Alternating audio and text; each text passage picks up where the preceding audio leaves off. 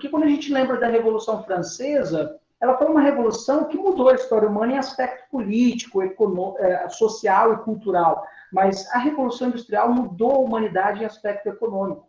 Para vocês terem uma ideia, a Revolução Industrial é tão importante que ela marcou a transição do capitalismo comercial ou mercantil, que alguns historiadores chamam de pré-capitalismo, para o capitalismo industrial.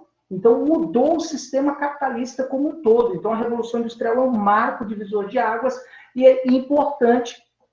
Nós vamos estudar a Revolução Industrial aqui a partir da perspectiva da história, da historiografia e do pensamento sociológico também, por que não? Mas importante, quando você estuda na geografia, é muito comum que você estude a Revolução Industrial como uma revolução dividida em primeira fase da Revolução Industrial, primeira Revolução Industrial, segunda Revolução Industrial e terceira Revolução Industrial. E a geografia hoje já fala em uma quarta fase da Revolução Industrial, uma revolução informacional, momentos do avanço da tecnologia, telemática, microeletrônica, nanotecnologia, robótica, inteligência artificial, etc., né? Isso é a geografia quem fala. A historiografia, que é a área a qual eu pertenço, e o campo da sociologia, pensam a Revolução Industrial como apenas uma. E essa única Revolução Industrial é dividida em 3 fases. A primeira fase, século XVIII, segunda fase, meados do século XIX, e a partir de 1945, 47, final da Segunda Guerra Mundial, nós temos a terceira fase da Revolução Industrial. E é muito cedo para dizermos que estamos vivendo a quarta fase. Então, a gente tem que colocar os seus devidos pontos no i. Professor, quem é que está certo, quem é que está errado? Ninguém está errado. É apenas maneiras diferentes de analisar o mesmo acontecimento. Então, quando você analisa pela geografia, é uma análise geopolítica. Quando você analisa pela historiografia, é uma análise por historicidade. Então, são maneiras diferentes de analisar o mesmo processo. Então, tanto a geografia está certa, quanto a historiografia está certa. Então, muita coisa do que eu vou falar aqui, provavelmente vocês já viram na aula de geografia, sobre algum aspecto de Revolução Industrial, como, por exemplo, Fordismo, Toyotismo, provavelmente vocês já viram, Taylorismo, just in time. Eu vou falar aqui alguns conceitos, principalmente condizentes com a questão da Revolução Industrial. Então, alguns elementos condizem com a geografia, com o que a geografia ensina. Bem, eu mandei para vocês o material, que vocês têm lá no link no grupo da turma, né? E você pode fazer o download para acompanhar essa aula, tanto o resumo da aula, quanto também o PowerPoint, tá? Vou projetar aqui para nós o PowerPoint. E essa aula eu estou conseguindo gravar. Tive alguns probleminhas antes da nossa aula, mas por enquanto está funcionando normal aqui, tá? Vou projetar aqui para vocês. Beleza, pessoal. Está aparecendo aí para vocês? Vocês conseguem visualizar aí o slide?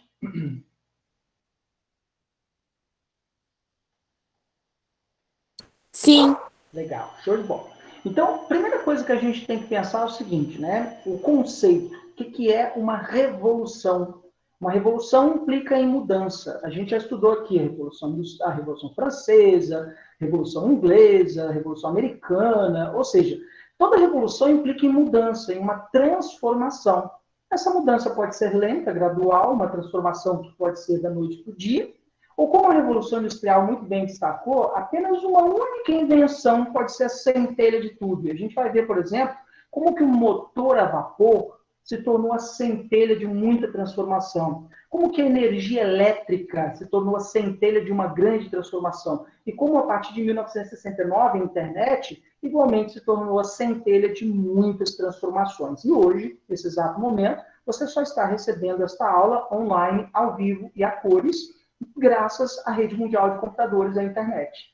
Ou seja, as transformações, às vezes, são lentas, graduais, ou podem ser uma centelha que, da noite para o dia, muda a história humana para sempre. Né? Então, nesse caso aqui, qual é a revolução, professor? Que revolução foi essa? Que conceito podemos dar à Revolução Industrial? Como podemos entender já que revolução é uma mudança, uma transformação, o que mudou? Né? E aí, como conceito, o que é a Revolução Industrial? A Revolução Industrial foi um conjunto de transformações técnico-científicas, conjunto de transformações técnico-científicas típicas ocorridas nos meios produtivos. Professor, o que é um meio produtivo? O meio produtivo é todo lugar, ou toda ferramenta, ou tudo aquilo que ajuda o homem a produzir. Então, você tem uma fábrica, um meio produtivo, uma indústria, um meio produtivo, uma máquina, um meio produtivo, as ferramentas são meios produtivos, a matéria-prima são meios produtivos. Então, tudo que o ser humano pode transformar e produzir com o seu trabalho é um meio produtivo. Então, aconteceu alguma coisa, alguma transformação técnico-científica, tecnológica, nos meios produtivos que mudou, promoveu uma revolução da manufatura para a maquinofatura. Mãos. Fatura, produzir, trabalho. As mãos que antes produziam, as mãos que antes trabalhavam, passam a dar espaço para as máquinas, a maquinofatura, as máquinas que produzem, as máquinas que trabalham.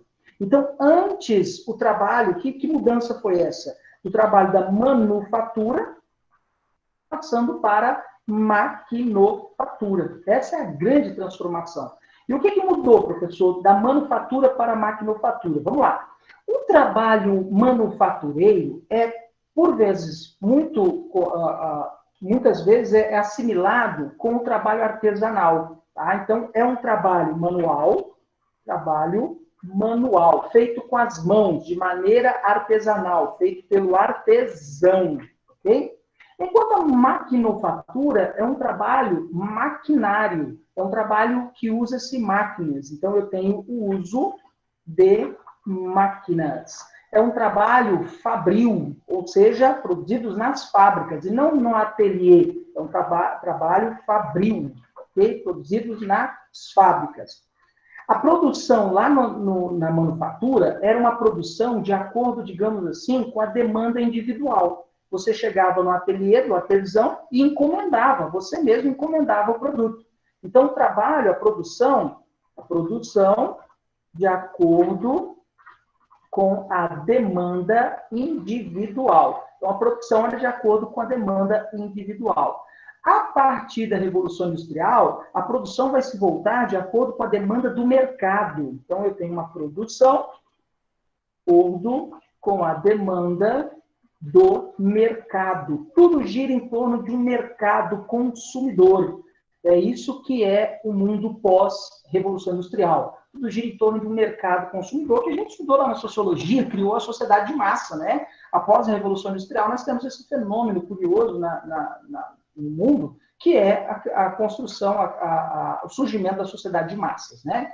Então, enquanto na manufatura a produção é de acordo com a demanda do indivíduo, o cara vai lá e encomenda, na maquinofatura a produção é de acordo com a demanda do mercado.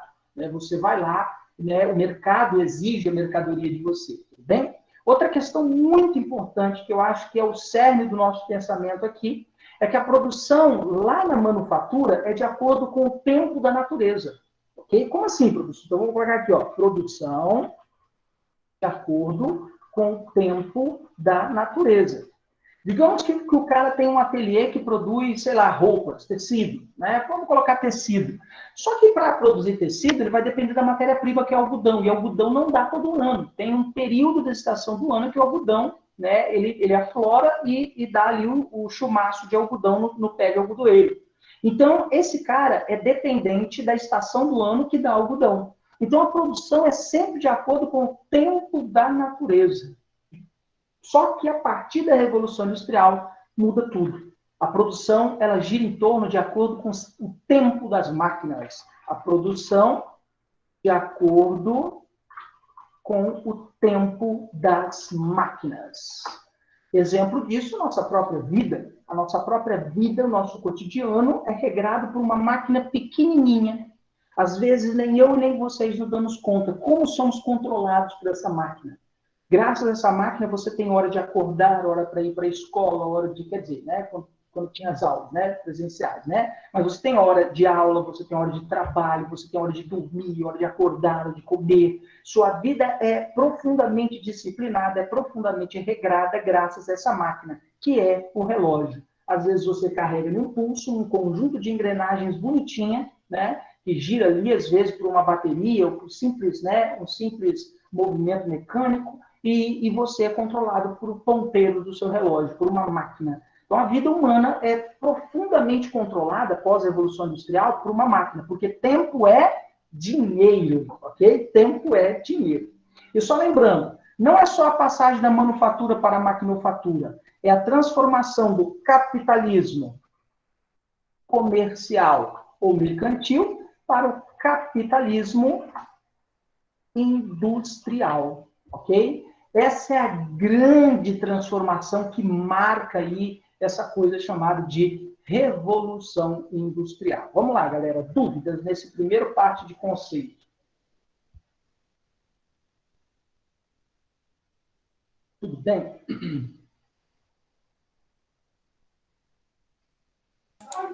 Acho que está tranquilo, professor. Podemos continuar então, né? Beleza, então. Então, quais são os principais avanços tecnológicos que marcaram essa transição? Né? Já que são avanços, transformações técnico-científicas, que avanços são esses, professor? E eu vou pontuar alguns avanços muito significativos que, digamos assim, mudou os meios produtivos. Tá? Mudou os meios produtivos. Né? Deixa eu voltar aqui, tem alguém para comentar. Dentre esses avanços significativos que promoveram transformações dos meios produtivos, a gente pode destacar, por exemplo, a famosa lançadeira volante de John Kay. A lançadeira volante, essa invenção que, deixa eu botar um ponteirozinho aqui, opções de ponteiro, aqui, vamos marcar texto. Essa invenção que vocês estão vendo aqui, a lançadeira volante de John Kay. É uma invenção relativamente simples, mas a partir da lançadeira volante, é uma máquina, tudo bem? Inventada ali em 1733, você desfiava os fios da lã ou do algodão, transformando os fios em uma linha. E essa linha servia de matéria-prima para a indústria de tecido, tudo bem? Era uma máquina relativamente simples, mas que promoveu uma revolução na maneira como se produzia. Porque até então os fios de algodão ou de lã eram desfiados à mão, era um trabalho manual árduo, cansativo, demorado, e fazia com que o tecido se tornasse muito caro, né? Era tudo muito caro na época, né? E aí veio a máquina de fiar de James Graves, em 1765, uma máquina de fiar revolucionária. Essa máquina de fiar, né, ela às vezes era movida com a força da água, hidráulica, mas assim que surgiu o motor a vapor, foi acoplado o motor a vapor. E a máquina de fiar, ela produz tecido, tudo bem? E em 1769, né, James Watts criou um motor a vapor. O motor a vapor é esse divisor de águas, digamos assim, da Revolução Industrial. É aquilo que vai substituir muitas mãos humanas, muitos pés e braços humanos, será esse motor a vapor. O que é o motor a vapor? Deixa eu voltar aqui, tem alguém tentando entrar. Espera aí um pouquinho, galera.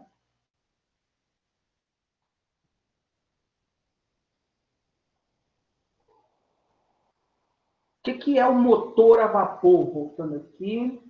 O motor a vapor é nada mais nada menos do que a caldeira, que é uma grande panela de pressão, como vocês estão vendo aqui, uma gigantesca panela de pressão, com água, é claro, né?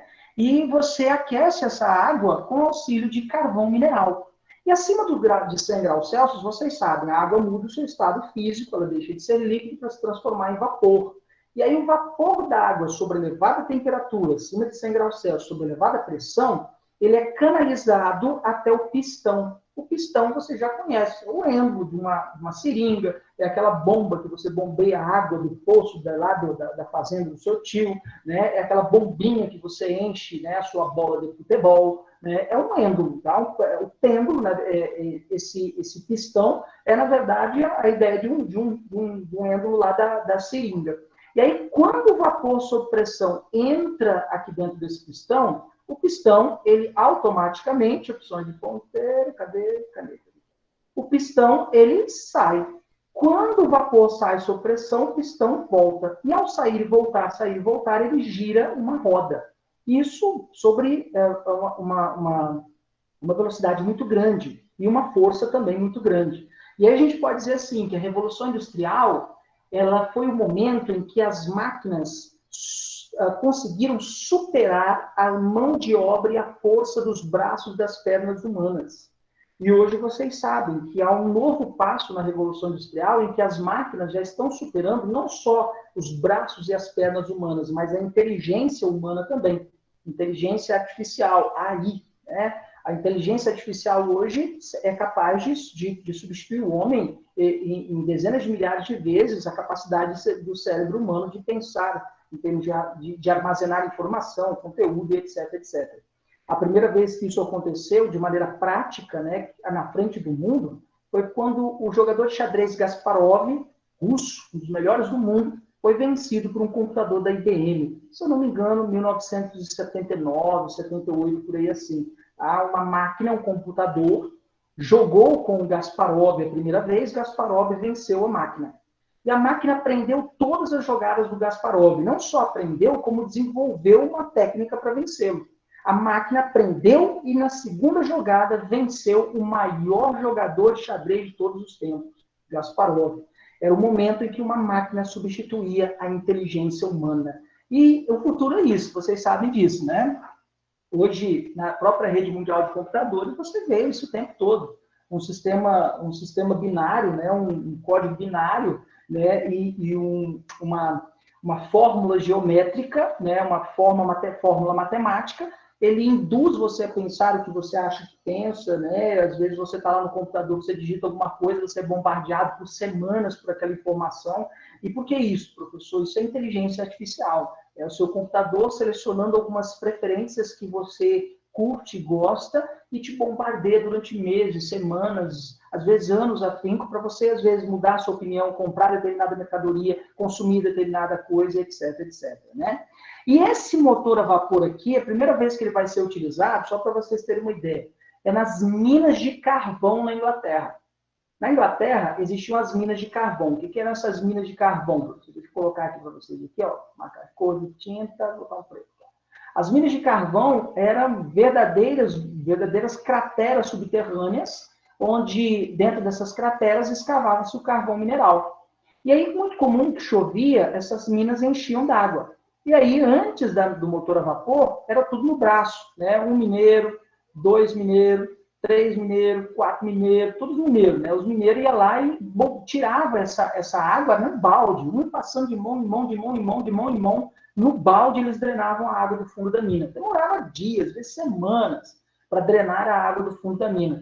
Agora não, graças ao motor a vapor, você acopla isso aqui a uma bomba d'água e essa bomba d'água suga a água do fundo da mina. Pronto, resolvido o problema. O que aconteceu com os mineiros? Tchararã, desemprego, né? Chamamos isso na geografia de desemprego estrutural. É quando uma máquina substitui o homem, né? Na linha de montagem. 2 tipos de desemprego na geografia. O desemprego conjuntural, que é uma conjuntura política, econômica, que gera desemprego, né? O exemplo do que vivemos hoje, pandemia, né? Isolamento social, empresas fechando, fábricas fechando, pessoas desempregadas. É um desemprego conjuntural. E existe desemprego estrutural, que é quando o homem é substituído pela máquina. Então, esse motor aí revolucionou tudo, o motor a vapor. E já já vai surgir o motor a explosão interna, de Nicolas Otto, e já já o motor elétrico. A gente já vai ver isso já já. Em 1785, nós temos o tear a vapor. Pela primeira vez, uma máquina de fiar tecidos é adaptada a um motor a vapor e pronto. A produção se torna uma produção em série, graças à máquina sendo utilizada para mover as engrenagens, né? A motor sendo usado para mover as engrenagens e produzir tecido. Bem? Outras invenções muito importantes a partir do motor a vapor, né? Surge a embarcação a vapor, o navio a vapor de Robert Fulton, em 1807. A locomotiva a vapor, as famosas Maria Fumaças, que foram uma revolução no meio de transporte terrestres, né? Simbolizavam a modernidade, né? De George Stephenson, em 1814. Em 1835, Graham Bell, né? Graham Bell, não, perdão, Samuel Morse, ele apresenta ao mundo o telégrafo. Telégrafo é um meio de comunicação via sistema de código Morse, Samuel Morse, código Morse, e você, graças a um sistema de cabeamento, você trocava informação em qualquer parte, qualquer lugar do mundo. E não sei se vocês sabem, mas o Brasil chegou a ter uma linha de cabos de telégrafo via cabo submarino, ligando o Brasil à Europa, na era Mauá, no governo de Irineu Evangelista de Souza, né? O Brasil era o único país na América que tinha esse sistema de cabeamento ligando o Brasil à Europa via cabo submarino, né? Em 1876 foi a vez do telefone de Graham Bell. A Graham Bell apresentou ao mundo o telefone. Inclusive, Dom Pedro II esteve na Filadélfia, na exposição da Filadélfia, quando Graham Bell apresentou o telefone ao mundo, e Dom Pedro II ficou tão maravilhado que trouxe o telefone para o Brasil. Só que tinha um pequeno detalhe, só ele tinha, né, o telefone, ninguém conseguia falar com ele, né? Enfim. E, além dessas invenções, nós temos também o motor a combustão interna, de Nicholas Otto, onde a explosão interna move o pistão, tudo bem? Além disso, nós temos o primeiro automóvel movido a gasolina, inventado em 1885 por Carl Friedrich Benz, o pai das indústrias Mercedes-Benz. E nós também temos o rádio, inventado por Marconi, em 1899, que revolucionou a maneira como nos comunicamos. A maneira como nos comunicamos nunca mais foi a mesma após a invenção do rádio, né? E após a invenção do rádio, a gente pode falar, de fato, de uma indústria cultural, de uma indústria de massa, né? Fazendo uma analogia com a sociologia. Agora, há um pequeno detalhe aí que vocês têm que tomar atento, tá? Supostamente teria sido um padre brasileiro, amante da ciência e da tecnologia, o inventor do rádio, um cara chamado Roberto Landel de Moura, que teria inventado o rádio. Em 1897, ou seja, 2 anos antes do Marconi, lá na Itália, apresentar o rádio ao mundo, na Avenida Paulista, em São Paulo, um padre, chamado Roberto Landel de Moura, transmitiu voz humana por 8 quilômetros na Avenida Paulista, sem fio, sem auxílio de fios. E na época, nossa, os jornais da época e as pessoas achavam que era bruxaria, de que era coisa ligada a feitiçaria, né? E caíram em cima do Landel de Moura. Ele teve que se explicar na polícia, para vocês terem uma ideia, pelo seu invento. 2 anos depois, em 1899, Marconi, lá na Itália, apresentou o rádio em uma feira de ciências. Pronto, Marconi patenteou o rádio e levou o caneco. Marconi é o inventor do rádio. E aí, curioso, e aí o mundo conheceu o rádio, né? 1 ano depois, todo mundo já sabia que existia o tal do rádio. Em 1900, 1 ano depois de Marconi apresentar o rádio 1, o padre Landel de Moura fez o mesmo experimento na Avenida Paulista. E aí, ovacionaram ele, foi cultuado, né? Os jornais noticiaram como o segundo inventor do rádio, mas, na verdade, quem tinha feito a primeira transmissão de voz humana teria sido o padre Marconi, e não, o padre Roberto Landel de Moura, e não o Marconi italiano, né? Perdemos a oportunidade de sermos o inventor do rádio. Como toda ciência no Brasil, vocês sabem disso, não é valorizada, né, galera? A gente sabe disso. A gente sabe disso quando surge uma mente brilhante no Brasil, rapidamente o exterior, as melhores universidades de fora do Brasil vão lá e pegam esse cara. A isso chamamos de fuga de cérebros, né? Na geografia e na sociologia existe conceito, fuga de cérebros. Pessoas que são gênios, muito inteligentes, se destacam em alguma área, passam nas melhores universidades, e imediatamente uma universidade de fora vem lá dar uma bocanhada no cara, o cara vai para fora, faz pesquisas e tudo mais. Não sei se vocês sabem, mas o 7º maior cientista do mundo e o maior cientista brasileiro, ele não faz pesquisas no Brasil, tudo bem? Ele faz pesquisas no exterior, especificamente nos Estados Unidos, né? Que é esse menino da invenção do exoesqueleto para pessoas tetraplégicas, né? Com paraplegia e tudo mais, né? Que é o... Caramba, estou com o nome do cara aqui na ponta da língua.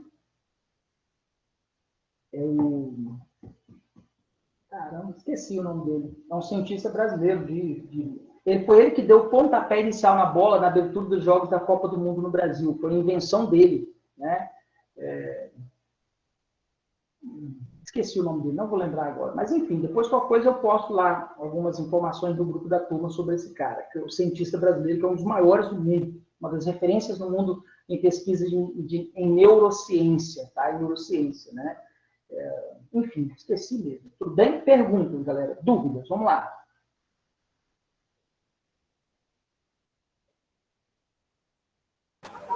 Professor, a máquina de desfiar algodão foi a primeira a ser inventada?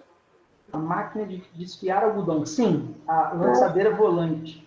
Lembrei o nome do cientista, tá? É Miguel Nicoleles, um brasileiro que é o sétimo maior neurocientista do mundo, está na Segunda Científica América, é um dos maiores cientistas, é um dos maiores nomes da neurociência no mundo, esse brasileiro chamado Miguel Nicoleles. As pesquisas dele são só nos Estados Unidos, porque aqui no Brasil é óbvio, né? Ele não seria ninguém, claro.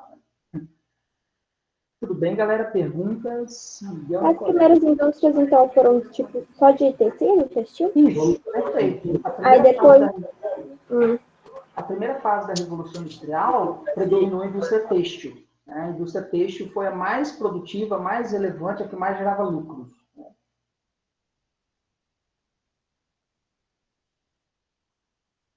Aí foi depois do motor a vapor que teve as outras? Aí depois do meados do século XVIII, XIX, nós temos aí surgindo a siderurgia, a metalurgia, aí é inventado o automóvel, em 1885 surge a indústria automobilística, e aí vão surgindo outras indústrias depois, mas a primeira foi a indústria têxtil, com certeza. Tudo bem?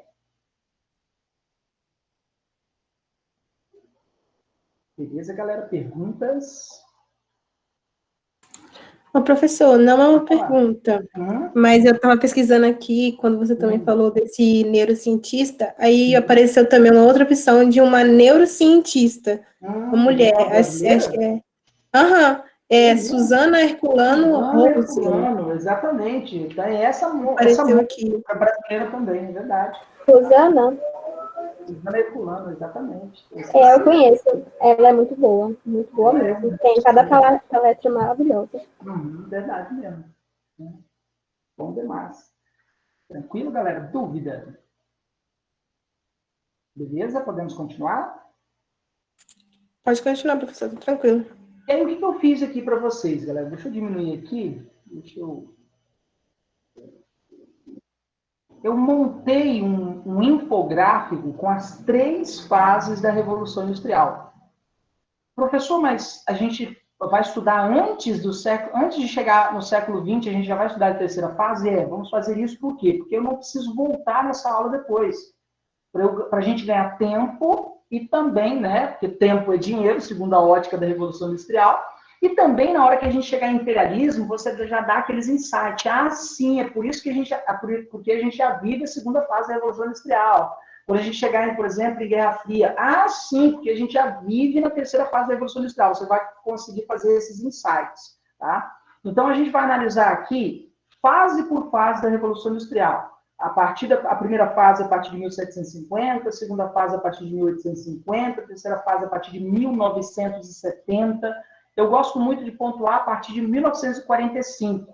Mas pode botar 1970? Pode sim, sem problema nenhum. Mas a história também aceita que após a Segunda Guerra Mundial, a terceira fase da Revolução Industrial teria começado, tá? Mas como o slide que eu montei, usei como referência um livro de história e que é focado no vestibular, eu coloquei 1970, tudo bem?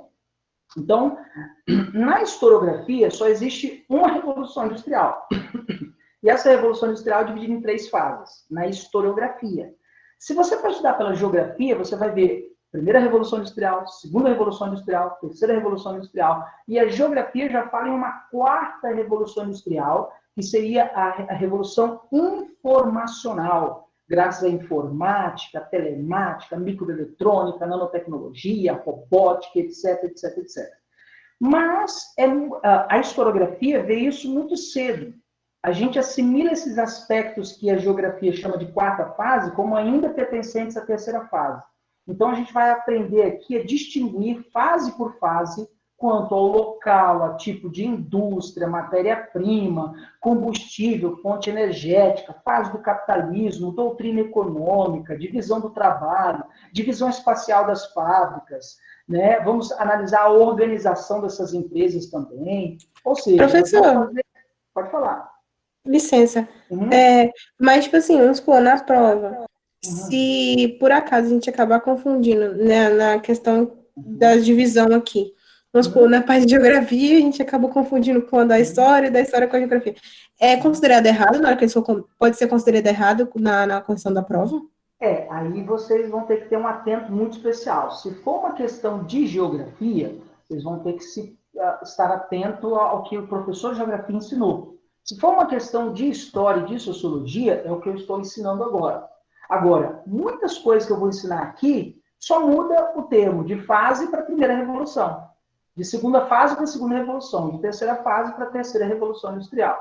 Aí eu vou falando, a geografia não concorda com a gente. Ao longo da nossa aula, eu vou falando onde a geografia diferencia. No mais, esse infográfico aqui, você pode usar para geografia, você pode usar para sociologia, você pode estudar para história também.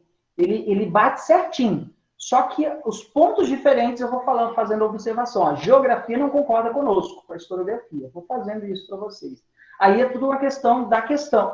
É uma questão de você tomar atento a qual disciplina aquela questão é. Se é uma questão de geografia, você tem que estar com insight lá na geografia. Se é uma questão de história, você tem que estar com insight na história, né?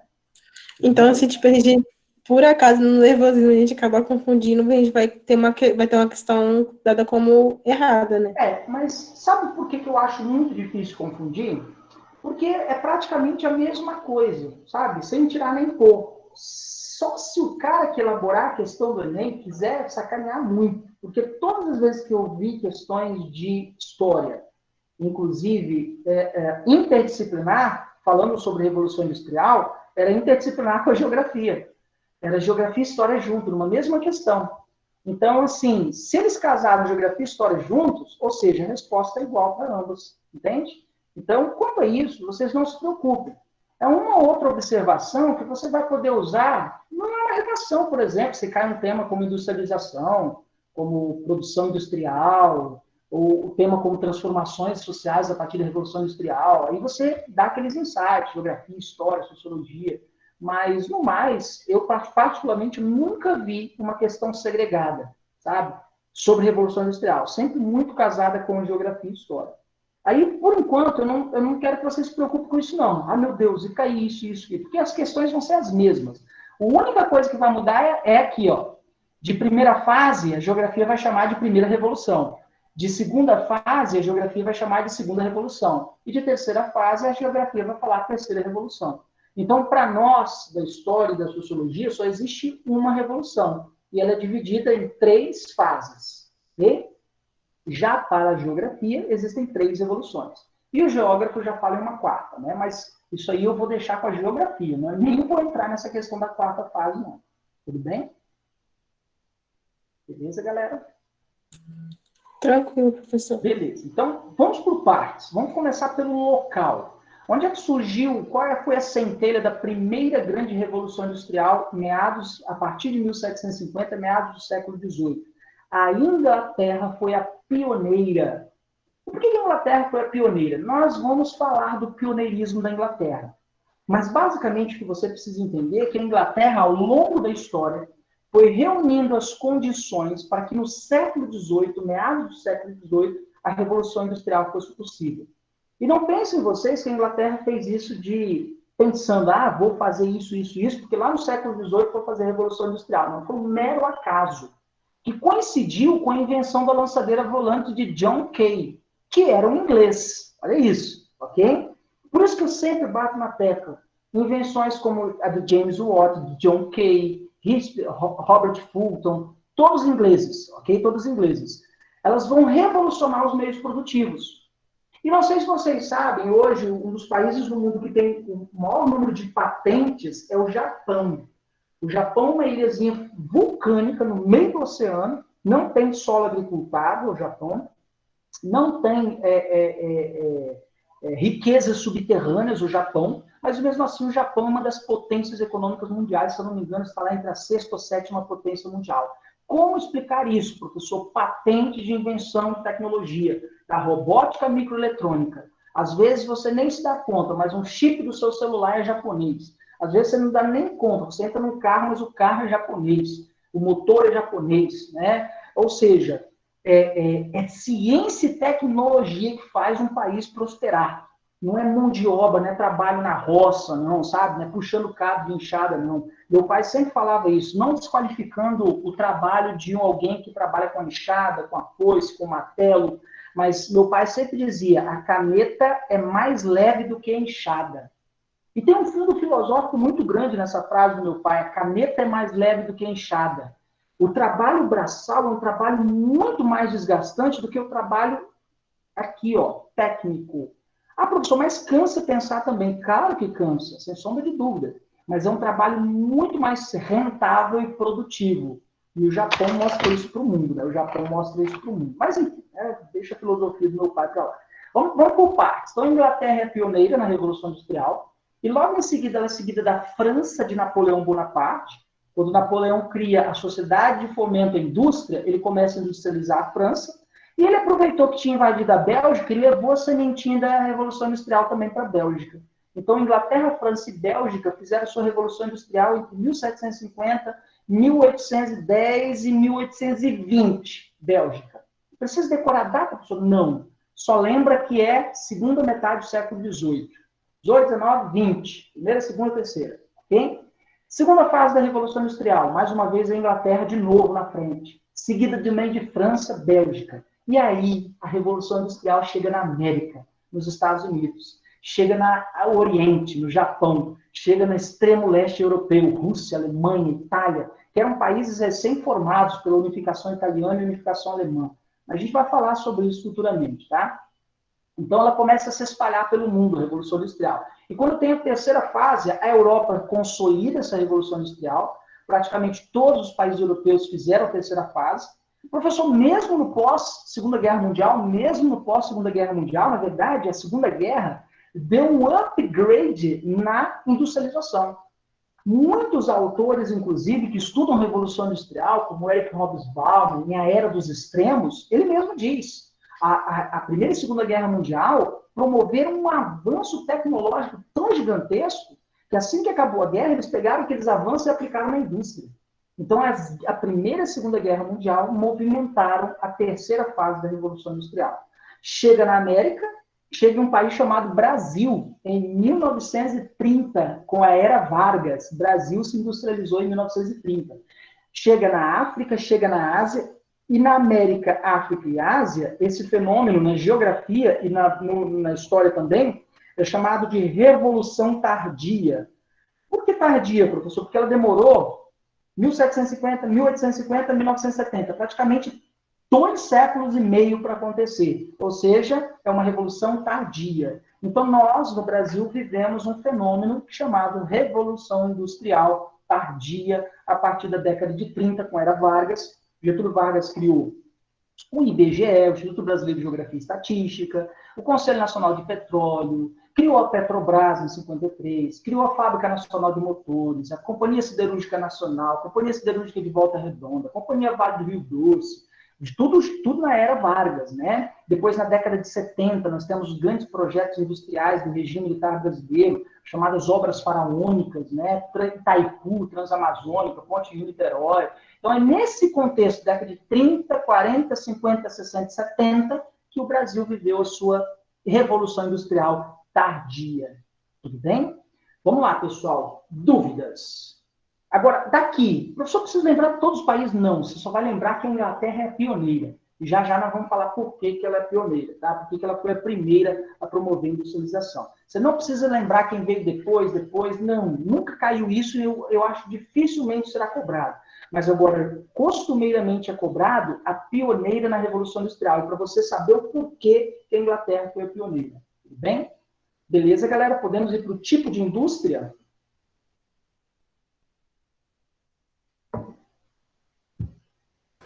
Tranquilo. Beleza? E a gente vai falar agora um pouquinho sobre os tipos de indústria, tá? A indústria da primeira fase da Revolução Industrial predominou a indústria têxtil e logo em seguida surgiu a indústria siderúrgica, que transforma o minério de ferro, por exemplo, em ferro fundido. Não é aço, não, professor? Não, o aço só vai surgir a partir de 1856, quando é inventado o aço, tá? A partir de um cara chamado Henry Bessemer, que ele desenvolve o processo Bessemer de produzir, a partir do ferro fundido, o aço. A gente vai chegar lá. Então, a indústria têxtil e a siderurgia marcam a primeira fase. Quando eu chego na segunda fase, eu tenho a indústria siderúrgica e a metalúrgica se destacando, mas também surge a petroquímica e a indústria automobilística. Agora, pergunta para quem tem o olho de Tandera. Qual foi a indústria que movimentou a indústria petroquímica e a indústria automobilística? Qual é a invenção que deu um gás, um fôlego na indústria petroquímica e na indústria automobilística? E vai mudar a história humana para sempre, a maneira como nos locomovemos na face da Terra, né? Isso, né? Começa com auto e termina com móvel, né? Muito bem, né? O automóvel, né? A exemplo do primeiro automóvel movido a motor a explosão interna a gasolina de Carl Friedrich Benz, até o famoso Ford T, bom, bonito e barato. Aqui, ó, Ford T, aquele aqui, ó, das indústrias Ford. Já vou falar um pouquinho mais sobre eles, tá? Então, a indústria automobilística gerava necessidade por minério de ferro, gerava necessidade por látex, gerava necessidade por petróleo. Então, movimentou a indústria petroquímica e a indústria automobilística. E a siderúrgica e a metalúrgica, qual a diferença entre elas? A siderúrgica pega um minério de ferro bruto e trabalha esse minério de ferro bruto, transformando ele em chapas de aço, ferro gusa, e etc, etc. E a metalúrgica transforma esse ferro pré-preparado em placas de aço, transforma ele em outros minerais, em outros recursos que são absorvidos por outras indústrias, como a indústria automobilística. É como se fosse, digamos assim, etapas, né? Um processo, né? E, finalmente, na terceira fase, nós temos a eletrônica, a robótica, a microeletrônica, a nanotecnologia. Hoje, vocês sabem, empresas produzem processadores que cabem na cabeça de uma agulha, né? Que desaparece na ponta do seu dedo, processadores, né? Processadores de computador, né? A telemática, que é a união da telecomunicação mais a informática, né? A união, por exemplo, é o que permite, por exemplo, você estar recebendo essa aula online, ao vivo e a cores na sua casa. A engenharia genética, a biotecnologia. E aí, o que a geografia faz hoje? Ela pega alguns elementos daqui e jogam para uma quarta fase. A telemática, a engenharia genética, a biotecnologia, a nanotecnologia, ela joga para a quarta fase. É isso que a geografia faz. Mas ela não consegue criar um divisor de águas entre a terceira e a quarta fase ainda. Fica um espaço vago, porque cada fase você vê uma transformação da indústria têxtil para siderúrgica e metalúrgica, petroquímica e industrial, né? Eles não conseguem fazer essa associação ainda do que está transformando a quarta fase. Então, é muito cedo para dizer que uma quarta fase já existe, tá? Então, percebam como hoje o mundo está transformado. Hoje a gente já fala de inteligência artificial, né? Uma fórmula aritmética capta toda a sua informação, um sistema de código binário, pega as suas informações no computador e constantemente traduz suas preferências, o que você gosta ou não de fazer, e aí isso se tornou redes sociais, e você é bombardeado o tempo todo por informação, informação, informação, informação, e você nunca sabe, às vezes, o certo dizer que aquilo de fato é informação, ou se aquilo é tão somente fake news, né? Como matéria-prima, por exemplo, a primeira fase, destaca o algodão, aí você pode fazer uma associação. Peraí, é algodão porque a primeira fase da Revolução Industrial, a principal indústria era a indústria têxtil, e realmente, aqui, ó, opa, deixa eu voltar aqui, aqui, ó, e é isso mesmo, deixa eu aumentar mais um pouquinho, aqui, ó, a indústria têxtil marcou a primeira fase, é óbvio, para a indústria têxtil ser movimentada, você precisa de algodão, você precisa de lã, siderúrgica, ferro fundido. E a partir da segunda fase, em 1838, né, um cara chamado Charles Goodyear, um carteiro, acidentalmente inventou a borracha vulcanizada. E hoje você encontra borracha vulcanizada em toda parte, da sola das sandálias do seu pé, né, ao tênis que você usa, ao pneu do automóvel do carro, do veículo que te trouxe até a sua casa. Ou seja, borracha vulcanizada está em cinto, roupas, pedaços de peças de computador, seu celular. Borracha vulcanizada está em toda parte. O Charles Goodyear, que é o pai das indústrias Goodyear de pneus, o Charles Goodyear, ele era um carteiro e ele tinha uma bolsa de cartas feita de borracha, mas uma borracha ressecada, que constantemente com o contato com o sol, ela ficava toda quebradiça. Então ele queria inventar uma borracha que esticasse, que fosse mais resistente e impermeável. E ele começou a trabalhar em uma chapa de hambúrguer, o látex, que é extraído da seringueira. E começou a fazer algumas misturas, e nada dava certo. Até um belo dia que ele, sem querer, esbarrou em um pote de enxofre, o enxofre caiu sobre a massa, a chapa ainda estava quente, e ele tentou limpar. Quando ele tentou limpar, a borracha virou uma espécie de um chiclete. E aí ele inventou a borracha vulcanizada. Uma invenção por um acaso, né? Existem várias invenções, de forno de micro-ondas foi inventado assim, o teflon da sua panela foi inventado dessa maneira, são os acidentes da genialidade humana, né? E aí, em 1856, um cara chamado Henry Bessemer desenvolveu o processo Bessemer de transformar o ferro fundido em aço. Professor, qual a diferença do ferro fundido para o aço? O ferro fundido, você tenta dobrá-lo, ele quebra. Ele não dobra. Por mais que você tente dobrar um ferro fundido, ele quebra, mas não dobra. E ele também não é resistente. Qualquer força extra que você aplica sobre o ferro fundido, ele quebra. Ele trinca, ele quebra. Ele não pode ser soldado, porque ele não pega liga de metal nele. Você, no máximo, consegue, com ferro fundido, parafusá-lo ou chapeá-lo, colocar uma chapa nele. Agora, o aço não. O aço, você dobra ele, você amassa, você torce e ele não quebra. O ferro, o aço, inclusive, é muito mais leve do que o ferro, muito mais resistente do que o ferro. Né? Por isso o homem de aço e não o homem de ferro. Né? Porque o homem de aço, né, das revistas em quadrinhos, ele é o super-homem, né? Ele é muito mais forte do que o homem de ferro. Então, o homem de aço é uma expressão dessa invenção que mudou o século XX para sempre. A maior parte hoje dos automóveis depende de aço. A maior parte das invenções de máquinas pesadas dependem do minério de ferro, depende do aço que foi desenvolvido por Henry Bessemer, a partir do processo Bessemer. E também, a partir da terceira fase, nós temos os produtos sintéticos. Fibra de carbono, fibra de polietileno, fibra de vidro. Né? Se você, às vezes, olhar para a sua camisa, ela nem é 100% algodão. Né? Tem que ter algum outro produto sintético ali no meio. Né? Kevlar, né? Fibra de carbono, hoje você produz peças de aviões, bicicletas, alumínio, muito mais leve do que o aço, muito mais resistente em alguns momentos do que o aço. Ou seja, hoje a gente produz em laboratório muitos produtos, né? São chamados produtos sintetizados, sintéticos, em laboratório. Tudo bem? Tudo bem até aí, galera? Alguma pergunta?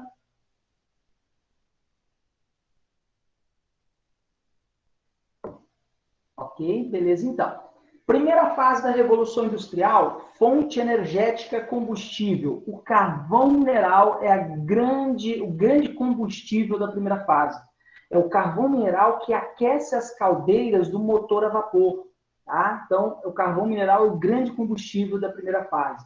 Na segunda fase, com a invenção do motor à explosão interna de Nicholas Otto, nós temos o petróleo se destacando. Não que ele já não existia antes, ele já existia, mas não tinha uma utilidade tão poderosa quanto a partir da segunda fase, com o desenvolvimento do petróleo, do motor à explosão interna e do petróleo. Né? Aí surge a gasolina, surge os derivados, né? O diesel, surge o querosene, entre outros produtos derivados do petróleo. Né? E o maluco resolve soltar pipa em uma tempestade e consegue inventar ali, descobre, na verdade, né, a eletricidade. E aí surge o motor elétrico, motor a explosão e motor elétrico. E o motor a vapor é deixado de lado. E os novos motores vão revolucionar os meios produtivos, do motor elétrico ao motor a explosão. Tá? O petróleo, né, na terceira fase, o petróleo continua sendo amplamente utilizado, mas, e a eletricidade também, surgem novas fontes energéticas, como a energia nuclear, as fontes renováveis, como energia solar, biomassa, energia eólica, geotérmica, né, que são aquelas energias retiradas do fundo dos vulcões, do calor dos vulcões, maré motriz, que são a energia retirada da força das marés, biomassa, né, que é retirado, por exemplo, de produtos que são inflamáveis, que seriam descartados, que são queimados, gerando poluição em alguns aspectos, mas menos poluente do que o petróleo, por exemplo. Né? Então, Surgem novas fontes energéticas. E o futuro, galera, é energia solar.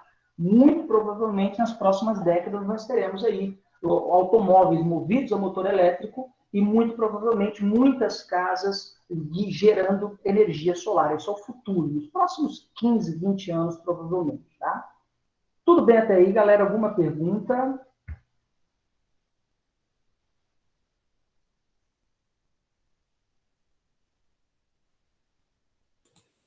Tá bem tranquilo, professor.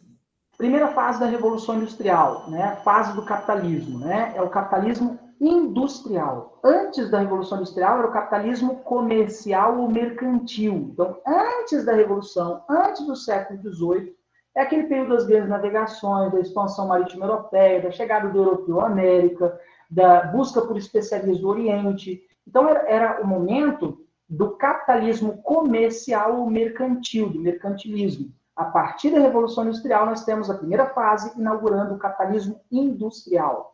A segunda fase, o capitalismo financeiro ou monopolista. E aí surgem empresas como trusts, cartéis e holdings, que você estuda também na geografia. Os trusts são quando empresas se fundem, né? A exemplo disso, nós temos a fusão entre a Sadia Perdigão, que fez surgir no Brasil a BRF Food, uma das maiores produtoras de proteína animal do mundo, né? A BRF Food. Então, quando empresas se fundam, são trusts.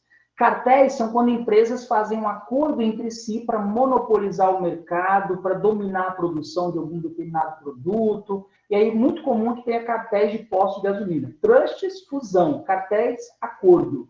E os holdings é quando uma única empresa compra ações de outras empresas e domina o mercado acionário. E aí você tem grandes holdings, como a Unilever, a P&G, a Coca-Cola, entre outros grandes holdings, tá? Então, trusts, cartéis e holdings surgem na segunda fase.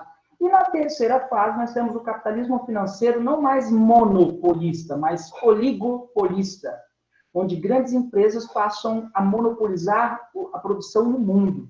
Google, né, Amazon, né, são empresas que monopolizam a produção no mundo. Netflix, né, com a produção de filmes, etc.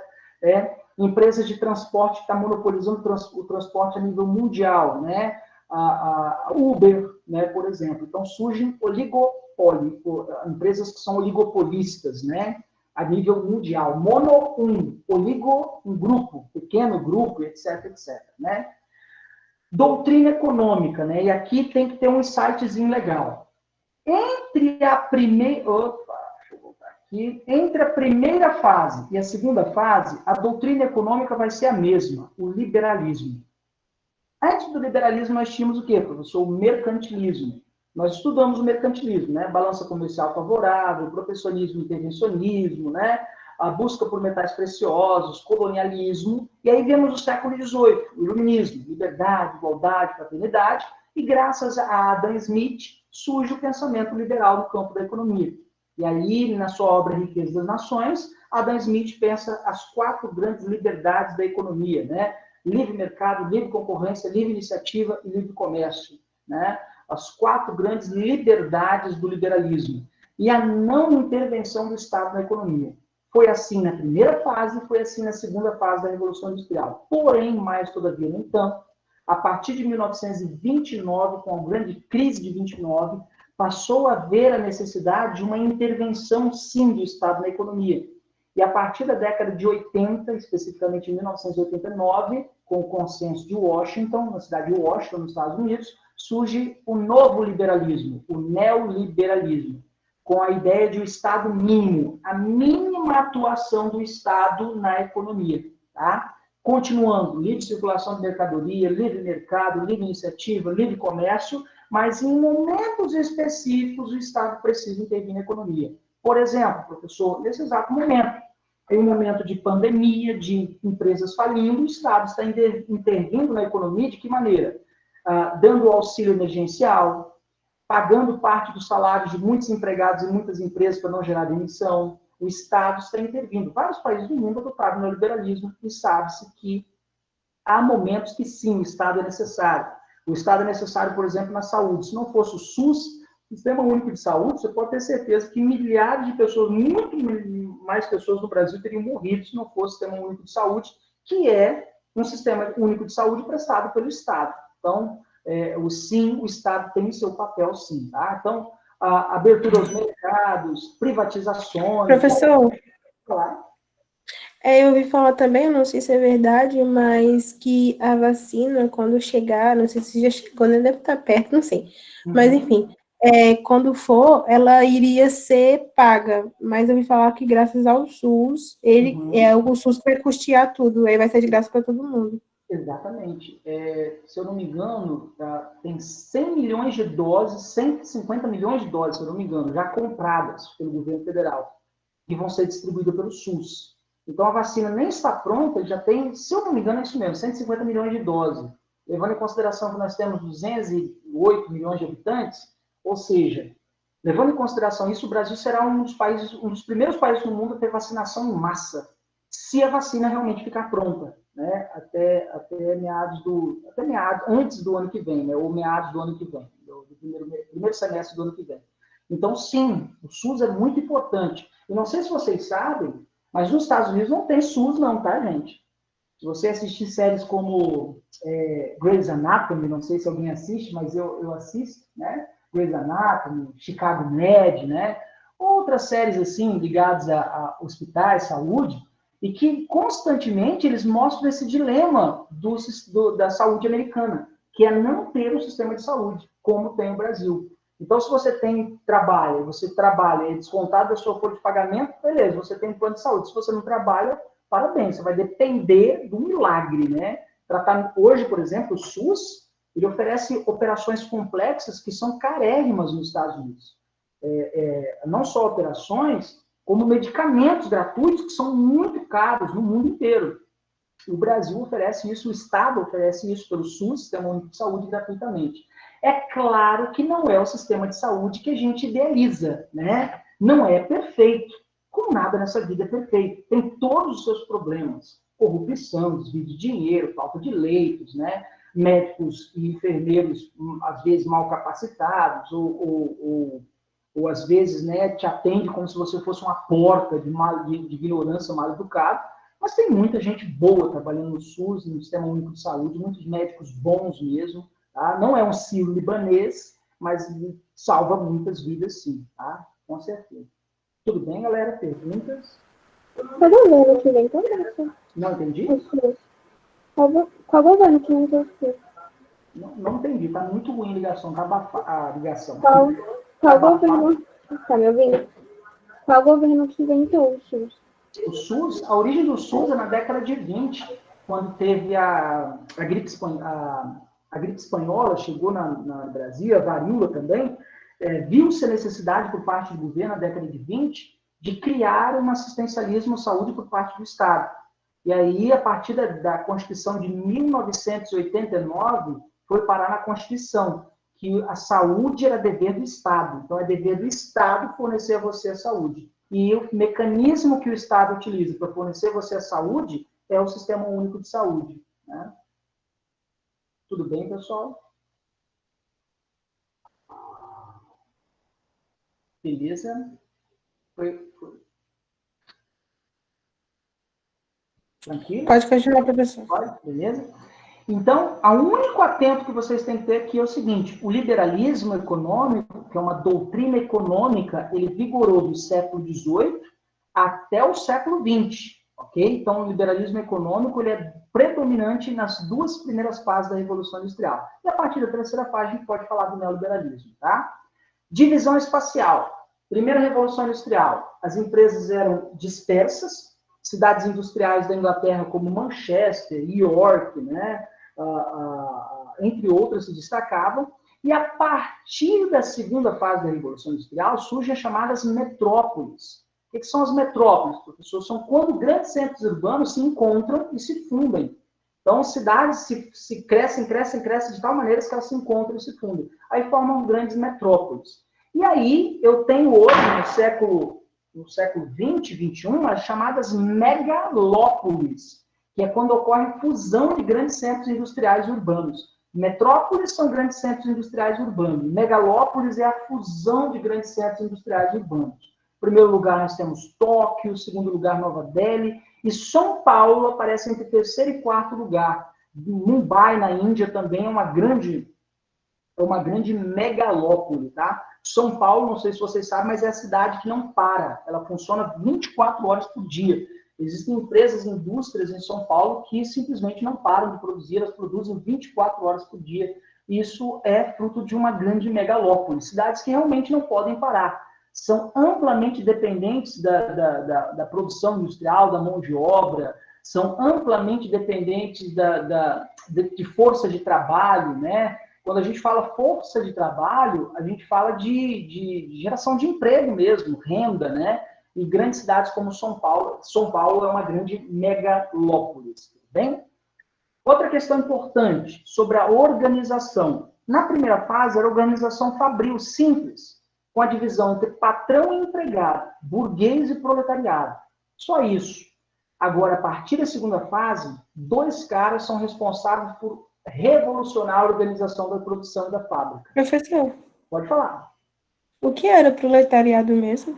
O proletariado é o trabalhador. O burguês é aquele que é o dono dos meios produtivos, é o dono da fábrica, das máquinas, das ferramentas, da matéria-prima. E o proletariado, como ele não é dono de nada, só resta ele o quê? Vender a sua força de trabalho em troca de um salário. Então, o proletariado é o empregado. Ok? Ele é o cara que trabalha para o patrão, para o burguês. Tudo bem? Beleza? Tranquilo, professor. Obrigada. E aí, 2 caras vão ser responsáveis por revolucionar a organização produtiva. E até hoje, a gente usa essa organização produtiva, várias empresas utilizam esse meio de organização produtiva, que é Frederick Taylor e Henry Ford, ambos pais do Taylorismo e do Fordismo. Vamos estudar por partes. Vamos começar por Frederick Taylor.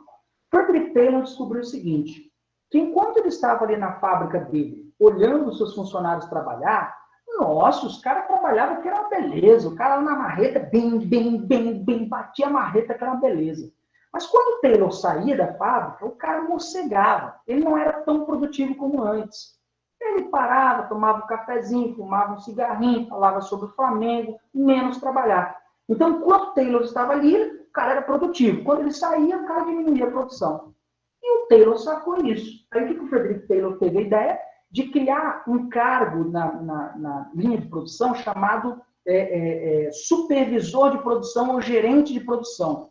É o famoso chato, é aquele cara que fica em cima, trabalha, chegou atrasado, descontado do seu salário, trabalha. Ó, a produção pode parar, não pode parar, trabalha, produz. É aquele cara que cobra a produção, é aquele cara que cobra o seu trabalho, é aquele cara que fica de olho se você está trabalhando ou não. Parece algo simples, mas a produtividade aumentou.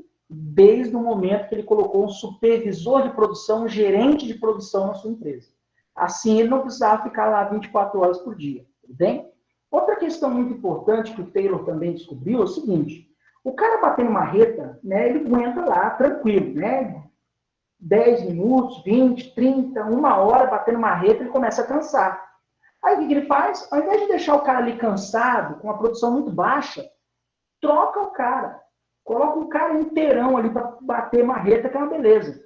E deixa aquele cara descansando uns 10 minutos. Ele criou a pausa de descanso, que parece algo bobo, idiota, mas serviu. O cara descansava o braço, né, recuperava, porque vocês sabem, o músculo humano fadiga, cansa. Então ele descansava o braço, né, colocava, enquanto aquele cara estava descansando, colocava outro no lugar, fazia um revezamento. Isso também aumentou a produtividade. E o Taylor descobriu o seguinte, que se um funcionário fosse motivado, aí que ele trabalhava mesmo. Então, uma jornada lá de 18 horas, 16 horas, por exemplo, o cara dava, sei lá, né, 20 mil marretadas. Aí o Taylor chegava para o cara e falava o seguinte, vamos fazer o seguinte, se você der 21 mil e uma marretada, eu te pago por essa uma marretada a mais. Opa, vou ganhar por produção. Remuneração por produtividade. E aí o cara trabalhava com 2 marretas, né? Trabalhava que era uma beleza. Por quê? Para ganhar um pouquinho mais. Então, Frederick Taylor inventou algumas coisas, modernizou a sua fábrica, a sua organização de produção, com supervisor de produção, né? pausa de descanso, revezamento na produtividade e também, é claro, né, a remuneração por produtividade. Isso fez com que ele conseguisse aumentar a produção, com diminuição do tempo e também diminuição do gasto de energia, porque tempo é dinheiro. Essa frase é bem Taylorismo. Então, o Taylorismo revolucionou os meios produtivos. E a partir das fábricas de Taylor, as outras fábricas do mundo começaram a fazer a mesma coisa. O Taylorismo se transformou em um modelo padrão de organização das fábricas. Tudo bem até aí, galera, no Taylorismo? Todo mundo entendeu?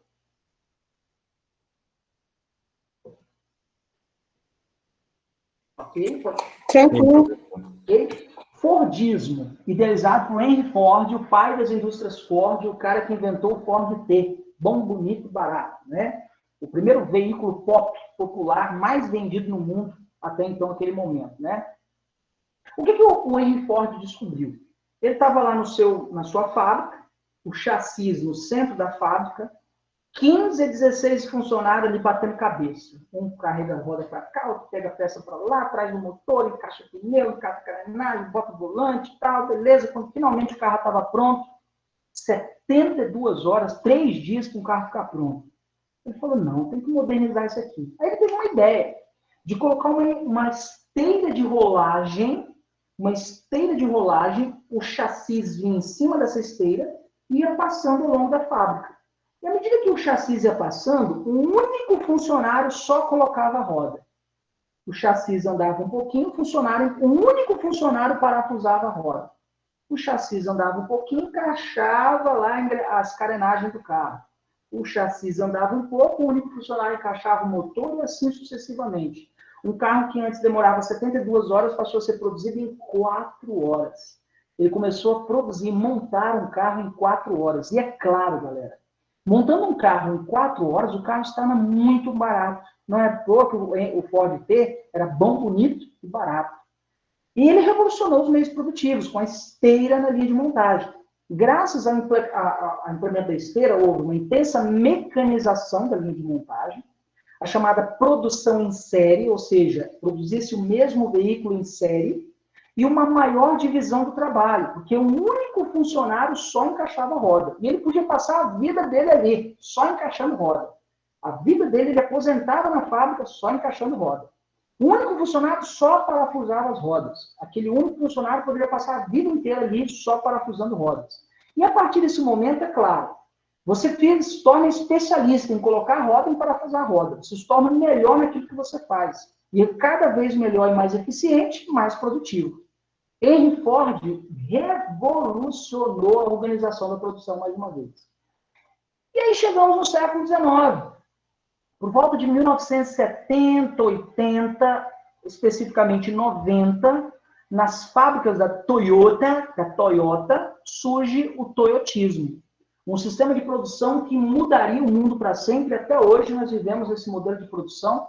Às vezes você não se dá conta, mas do Uber que você chama, a mesmo uma atendente de telemarketing que te atende, ela gira em torno do toyotismo. E o que é o toyotismo? É um sistema de produtividade muito mais flexível para evitar o desperdício. Adota-se uma política chamada de just-in-time, que a geografia também gosta desse conceito, just-in-time, tempo justo, ou tempo, produção de acordo com a demanda do mercado. Tudo para quê? Para diminuir o desperdício. Então, o que uma empresa que produz segundo just-in-time faz? Tem mercado para consumir? Tem, então vamos produzir. Não tem, fecha a fábrica, despede todo mundo, vamos tirar a fábrica daqui, vamos para outro lugar. Então é muito comum isso acontecer, né? A fábrica não está vendendo, ou não tem mercado para consumir determinado produto, ela simplesmente fecha as portas e despede todo mundo. E vai para outro país, ou sai daquele país, né?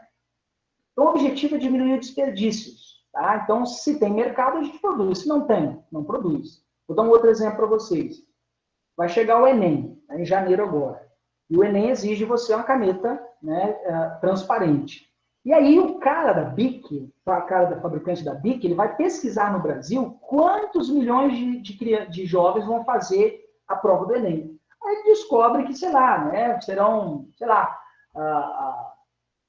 30 milhões de crianças vão fazer o Enem, de jovens vão fazer o Enem no ano 2020, né, 2021. E aí, o que ele faz? Ele vai produzir 30 milhões de canetas? Não, ele vai produzir 15. Hã? Produz-se menos e aí ele pode colocar o preço que ele quiser na caneta.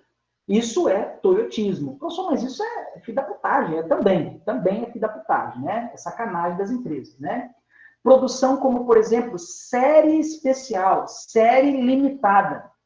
Produz só 50 daquilo e as pessoas compram, pagam caro, inclusive. Né? Nossa, só 50 pessoas têm isso, né? Aí o cara, nossa, que beleza, só tem 50 pessoas no mundo com esse produto, né? Você pagou quanto? Nossa, eu paguei o olho da cara, mas eu sou uma das 50 pessoas que tem. Série limitada, toyotismo, né? Então, a produção de acordo com a demanda do mercado, série limitada, e aí, consequentemente, eu tenho um aumento da eficiência dos lucros, um controle maior e mais intenso sobre a qualidade do produto e serviço oferecido. Quer ver um exemplo disso? Quando você acaba uma corrida do Uber, o que você faz? Você pontua o seu motorista. Isso é um controle sobre a qualidade do produto ou do serviço que está sendo prestado. Se a pontuação dele for muito baixa, ele não recebe chamadas, ele deixa de trabalhar. Então, ele tem que fazer o melhor possível para oferecer para você o melhor serviço possível, o cara do Uber. A mesma coisa, iFood, né, e outras empresas que oferecem, por exemplo, um controle sobre a qualidade do produto. Todas as vezes que uma empresa te oferece um controle sobre a qualidade do produto, isso é toyotismo. Trabalhos flexíveis, como, por exemplo, você pode trabalhar de casa. Então, por exemplo, todas as escolas que eu trabalho, o trabalho se tornou, minhas aulas se tornaram home office. Meu trabalho foi todo de casa. Meu computador, minha internet, meu material, meu quarto, tudo de casa. Ou seja, quem inventou isso pela primeira vez? Toyotismo.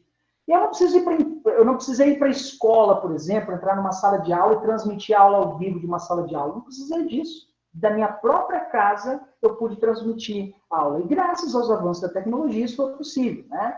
Talvez no século XVIII, no século XIX, isso não seria possível, o home office. E hoje, graças aos avanços da tecnologia, inclusive, muitas empresas estão migrando para o home office, porque é econômico, ela não precisa de um espaço, e ela pode acompanhar a produtividade do seu funcionário através de tabelas. O cara está baixando a produtividade, demite ele, contrata outro, né? E claro, né, muitos, inclusive, preferem a comodidade do lar, da sua casa, trabalhar de casa, do que trabalhar dentro de uma empresa, né? Home office é toyotismo sem tirar nem pôr, né?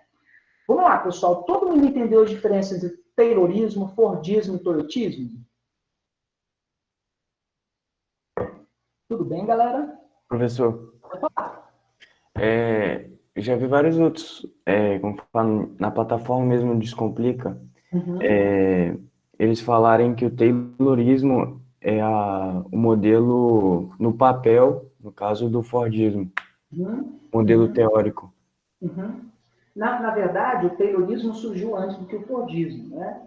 Então, a gente pode dizer que o Henry Ford adaptou o taylorismo para sua fábrica e aprimorou o taylorismo. Por isso que, provavelmente, o professor lá do Descomplica, ou o artigo do Descomplica, fez essa referência, né?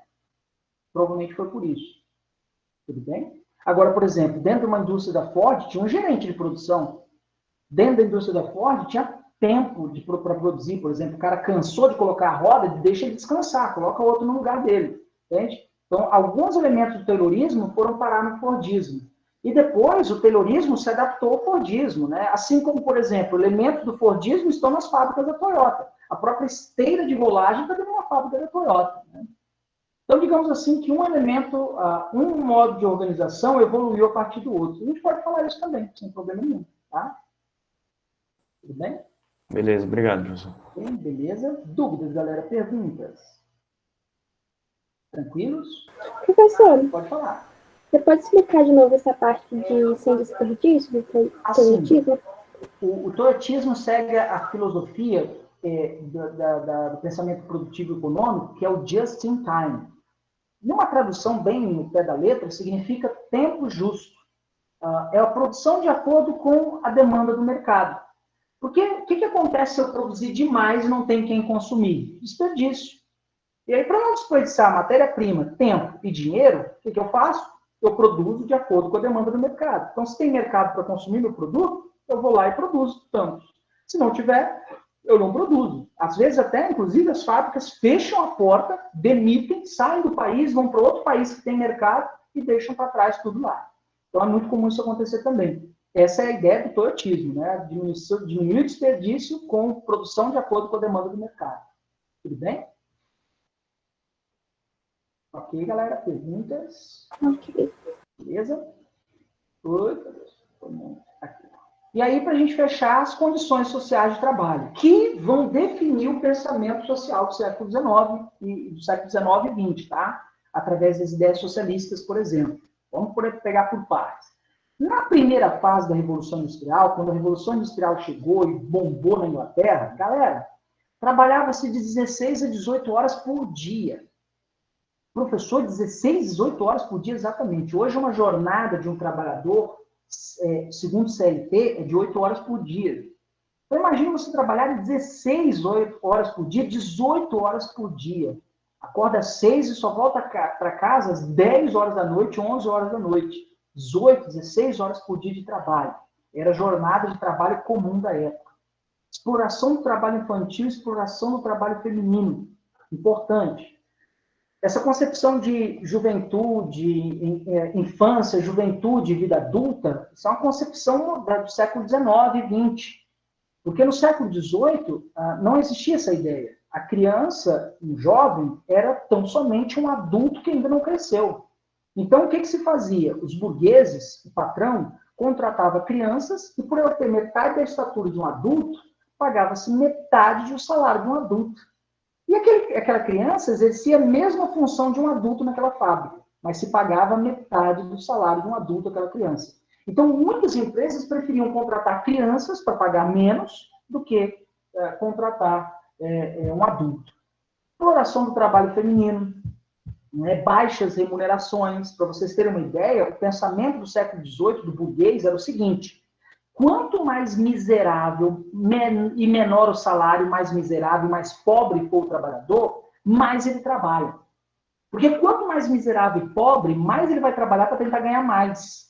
Então, o pensamento da época dos burgueses é que quanto maior a miséria, mais produtivo era o cara. O que, claro, hoje já está mudando, né? Hoje já muda de maneira muito drástica, né? A gente já vai falar um pouquinho sobre isso já já. Baixas remuneração, local de trabalho insalubre, mal iluminado, mal arejado. Isso é a marca do século XVIII. E, claro, quando os trabalhadores começam a ser explorados, a partir do século XIX surgem as críticas ao capitalismo industrial. Surgem as ideias sociais e políticas do século XIX. Surge o movimento ludista dos quebradores de máquina, o movimento cartista, sobre as ideias socialistas de Karl Marx e Friedrich Engels, socialismo utópico, o anarquismo, que começam a pressionar esses países por direitos trabalhistas. E aí, a partir da segunda fase, começam a surgir as primeiras legislações trabalhistas, com diminuição da jornada de trabalho para 8 horas, a regulamentação do trabalho feminino, a proibição do trabalho infantil.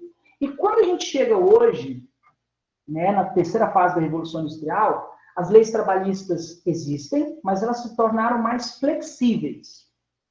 Tanto para o bem quanto para o mal. Tanto para contribuir para o trabalhador quanto para prejudicar o trabalhador. E vocês sabem, o Brasil viveu recentemente uma reforma das leis trabalhistas. Né? Recentemente, o Brasil, se não me engano, foi em 2017. 2017, isso mesmo. A reforma trabalhista passou no Congresso Nacional e sentou a caneta lá, o Temer sentou a caneta dela. Né? Então, o que foi a reforma trabalhista no Brasil?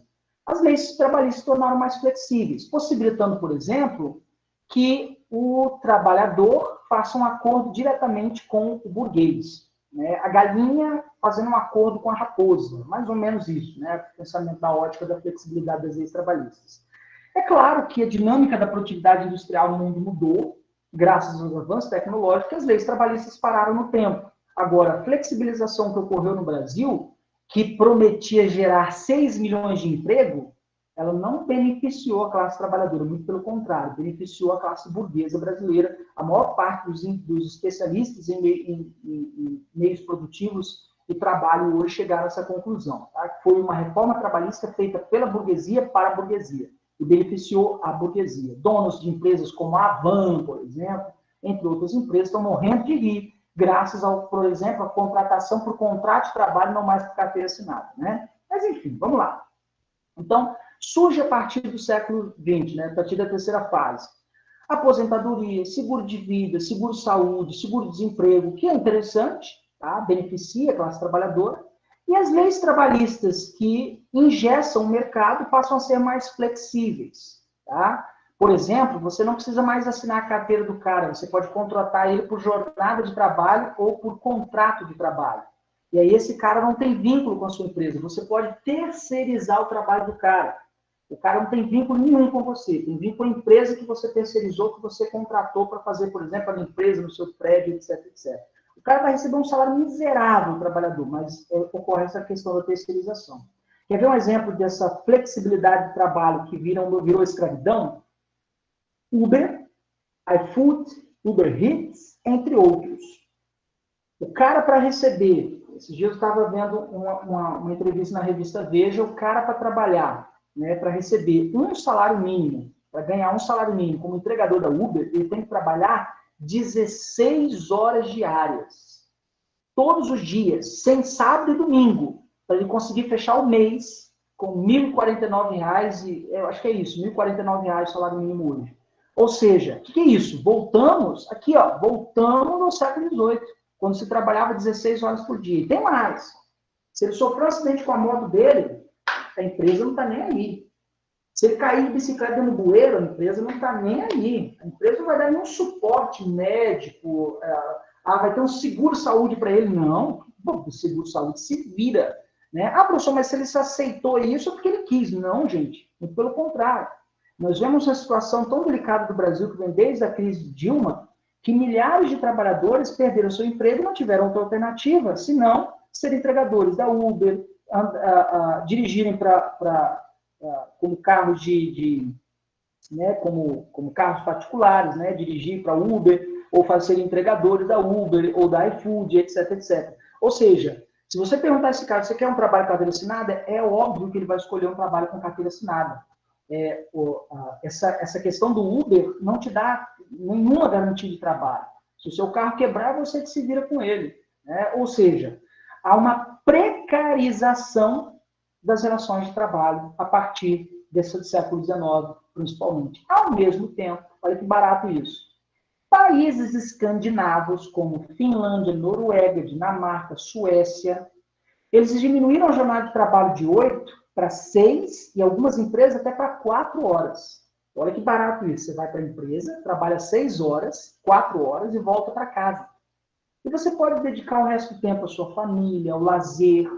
Você pode dedicar o resto do tempo, né, a ler um livro, se especializar, fazer uma segunda graduação, se formar. Você pode se dedicar a um outro momento, sabe? Você tem tempo livre para a sua vida. E aí, olha que barato isso. Percebeu-se o seguinte, que os trabalhadores dessas empresas, eles eram muito mais produtivos do que os trabalhadores que trabalhavam nas empresas de 8 horas. E por quê?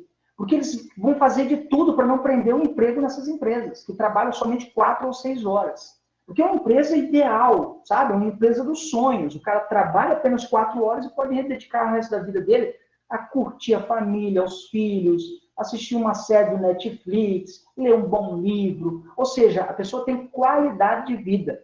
Diferente do pensamento do século XVIII, que quanto mais miserável o trabalhador, mais produtivo é, o século XX, o século XXI, né, ele já olha para o trabalhador o seguinte, quanto mais valorizado é o trabalhador, mais produtivo ele é. Então, esse é o pensamento que está mudando países escandinavos, que são países de primeiro mundo, com excelente índice de IDH, né? E, consequentemente, se o cara trabalha menos, ele tem menos desgaste de saúde, desgaste físico, é um cara que tem mais saúde, e etc, etc. Gasta-se menos com hospital, o país pode gastar menos e mais com lazer, com viagens, ou seja, com qualidade de vida. Não é à toa, Finlândia, Noruega, Dinamarca, Suécia, Suíça têm excelentes índices de desenvolvimento humano. Né? Beleza, pessoal? Dúvidas? Perguntas? Olha o tamanho desse infográfico, hein? Esse infográfico aqui é para você guardar com carinho, sabe? Meninas, cola na porta do closet de vocês, tá? Naquele closet onde tem batom ali, né? Blush e tal. Cola na porta do closet. Meninos, né? sei lá onde vocês vão guardar, mas guarda também, põe na tampa da privada, abriu a privada, está lá as 3 fases da Revolução Industrial, mas não deixem ter isso aqui para vocês estudarem com todo carinho, porque serve para você para sociologia, para história e para geografia. Tudo bem? Vamos lá, pessoal. Perguntas, dúvidas? Tranquilos? Tranquilo, professor. Beleza, então. Semana que vem, tá, a gente entra nessa parte aí da por que a Inglaterra foi a pioneira na Revolução Industrial. Vamos falar das consequências da Revolução Industrial, consequências econômicas, políticas, sociais, ambientais, tá, entre outras. E vamos entrar nas ideias sociais e políticas do século XIX. Socialismo científico, utópico, marxismo, anarquismo, etc. Tudo bem? Meninos, obrigado pela atenção de vocês. Fiquem com Deus e até semana que vem. Tudo bem? Um abraço, gente. Tchau, tchau. Obrigada pela ajuda. Valeu, professor. Obrigado. Boa noite. Valeu, galera. Um abraço.